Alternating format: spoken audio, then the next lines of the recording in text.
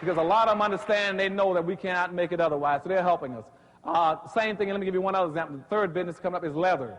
I'm trying to get blacks to compete in the leather industry. Now, right now, most of our leather is coming in from Taiwan, Korea, Hong Kong, China. And the reason they're going that way is because they got environmental laws where they can produce the leather cheaper by the labor and also by the environmental restrictions for tanning. I found out how to beat them, so we're going to build a leather industry. I'm trying to get blacks together now. We're going to set up our leather procurement system in Florida. We're going to buy skins, reptile, cows, sheepskin, cow skin. We're going to have a procurement system in Florida. We're trying to build a tannery in Haiti. There's no cheaper labor market in the world than Haiti. And we're going to build a tanning plant there where those blacks will have a chance to own that plant along with blacks in America. And while the Asians are shipping their leather to Hong Kong and China to be processed, which will take 60 days, I can ship mine over there in 3 days in Florida and get it tanned and get it back. Okay.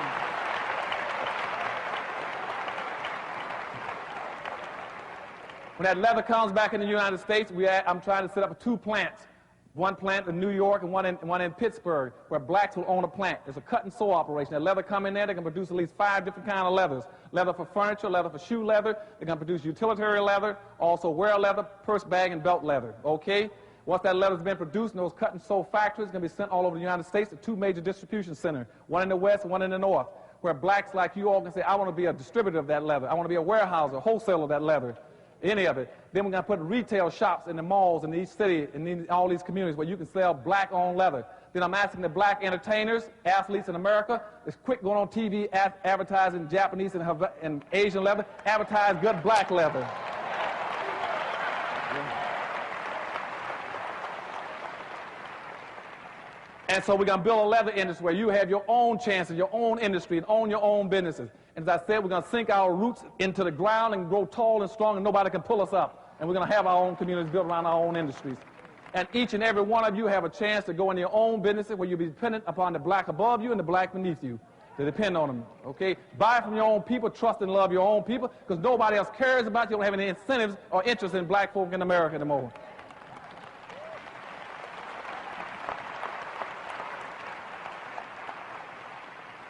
And the last one I'm going to give a point is Detroit, Michigan. Going into Detroit, Michigan is 84% black. Now I go into the city, they got a black mayor, a black city council, a black board of education, and a black school superintendent, and a black police chief. They said, Dr. Anderson said, since you're here, we're going to give you a trophy and a plaque. Say something nice to us. I said, first of all, if I say something nice, what are you doing for black folk in the city? They said, we got an office of minority business. I said, you got an office of minority business? They said, yeah. I said, that's the first office you should have closed down. You got an 84% black city, you got an office of a minority business for black folk? They said, yes. I said, somebody is not, the light's on, but nobody's home. The first thing you must learn is when you become the majority, you must act like the majority. You see what I'm saying? In Detroit, Michigan, it's just reversed. You got an 84% black city, and you got and a 3% white population. The blacks are acting like they're the minority, and then when they're the majority, and the white minority is acting like they're the majority. So everything downtown is owned by whites, everything in the city is owned by whites. Blacks own nothing. And because the blacks can't get their mentality straight about learning how to practice and learn how to win. And so I go look at the contracts for services and goods in a city like Detroit, 97% of everything in Detroit for services and goods and contracts go to whites, and the city is 84% black. Because blacks don't understand that they'll still be winning. And I told them, I said, first, they said, what would you do? I said, first of all, I would sue all of you.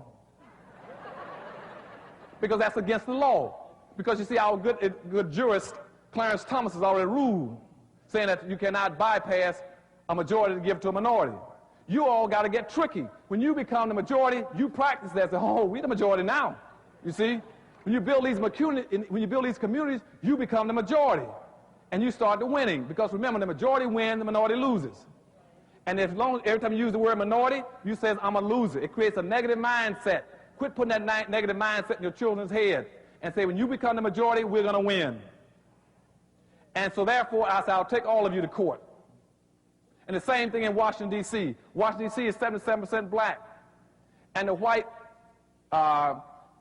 developers just went to court to sue blacks in Washington, D.C., saying that they want that the 20% set aside for minorities in the water system there is unfair for to be giving minorities anything. And I agree. I said, you're right. I said, because the whites are the minority.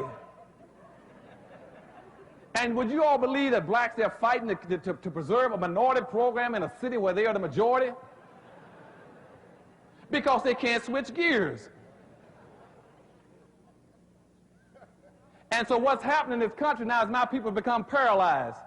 They're just like a deer standing on the highway at night in the bright headlights of an oncoming truck.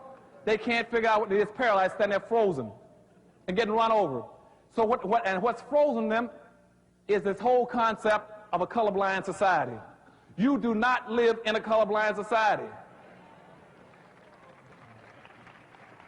What that whole concept means is let's pretend that we're colorblind and don't see black folk. Now, that concept came out of one of the think tanks again. And the think tanks came up with a solution, say, how do we maintain this inequity where whites are 50-foot giants and blacks are 1-foot midgets? They say, pretend that everything that black folk want, that you've already given it to them. They say they want freedom, say abracadabra, you got it. See, they're not empowering you. They're just giving you symbols and slogans rather than the tools. You want to be equal? Abracadabra, you equal. You want equal opportunity? Abracadabra, you all got it. And so now all the conservative elements of this country have figured out if they go back and take the language of the civil rights movement and use it against black folk can't move. Because black folk can't figure out what to do, like that deer on the highway. If forward discrimination took them too far into the garage, the only way you can get the car out of the garage is put it in reverse. They said, no, y'all can't put it in reverse. That's reverse discrimination. We admit that we use forward discrimination to get it in there, but you all can't use reverse discrimination to get it out. You see? So therefore, you got to keep the car in neutral. And we got to have a race-neutral society now. And that way, however things exist now, it is stuck and frozen like that. And let's pretend we're a colorblind society. And so consequently, nobody wants to look after my people anymore. They just stand there frozen on the highway. And I'm very much concerned. I got all kind of plans on the powernomics, how we can solve some of these problems. Same thing in politics. In politics, start teaching your people to be responsible.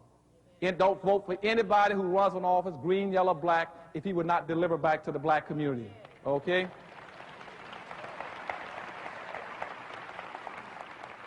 Politics is a process that simply defines who's going to get what out of life. But it must be based on quid pro quo. Everybody you put in the office must deliver something very specifically back to the black community. Don't let them get off the hook by saying, well, I'll hire a black person. I don't care. Clinton will give you that same tale. I'm going to hire a black. I don't care who he puts as a secretary. That's not the issue. What is the black community going to get back in return for its vote? And that's why they keep sucking you don't ever get anything. Because we don't raise Cain.